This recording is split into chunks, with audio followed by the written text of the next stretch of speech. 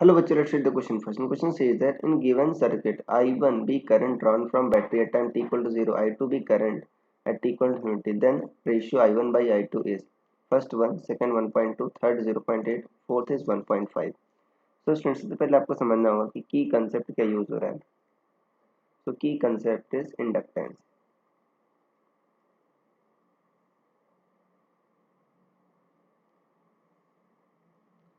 देखो बच्चों, इंडक्टेंस क्या होता है आपका कि अगर मान लो कोई भी कॉइल है बच्चों, अगर उसमें करंट फ्लो कराओ, जाहिर सी बात है इसमें क्या होगा, करंट अगर आपका चेंज हो रहा है तो इसमें क्या होगा, आपका ईएमएफ इंड्यूस होगा.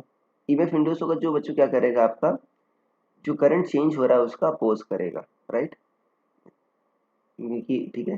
तो ये क्या करेगा बच्चों, अपोजिट कुछ आपका ईएमएफ प्रोड्यूस करे, इससे आपका करंट की वैल्यू क्या रहे, सेम रहे. तो इस जो प्रोसेस कहते हो उसी को कहते हो सेल्फ इंडक्टेंस. ठीक है. और जो अपोज करने की एबिलिटी होती है उसको क्या कहते हो आप, उसका सेल्फ इंडक्टेंस. अब यहाँ पर देखो बच्चों, शुरुआत में क्या है, टी इक्वल टू जीरो पर और टी इक्वल टू इन्फिनिटी पर बच्चों पूछा है.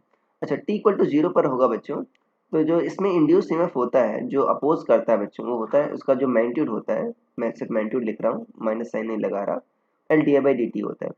अब देखो, शुरुआत में एकदम मतलब डी टी क्या होगा, टेंड्स टू जीरो होगा एग्जैक्ट, मतलब शुरुआत में. तो जो करंट चेंज हो रहा है, मतलब ऊपर तो नॉन जीरो, नीचे लगभग जीरो, तो ये आपका टेंस टू इन्फिनिटी होता है. मतलब बैक ईएमएफ क्या होगा, टेंस टू इन्फिनिटी होगा.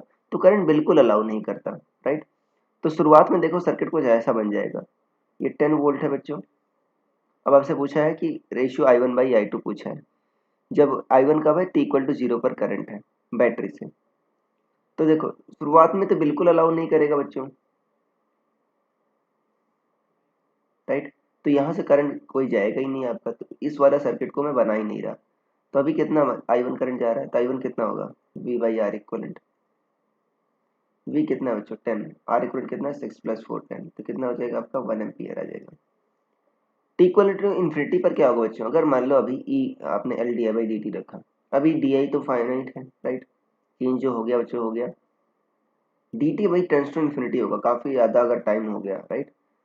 या इसको अभी डेल्टा टी लिख दो, ई delta I by delta T.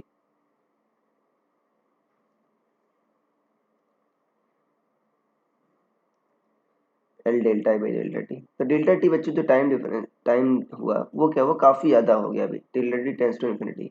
तो जो बैक ईएमएफ होगा बच्चों लगभग आपका जीरो होगा. तो मतलब ये आपका शॉर्ट सर्किट की तरह बिहेव करेगा अभी.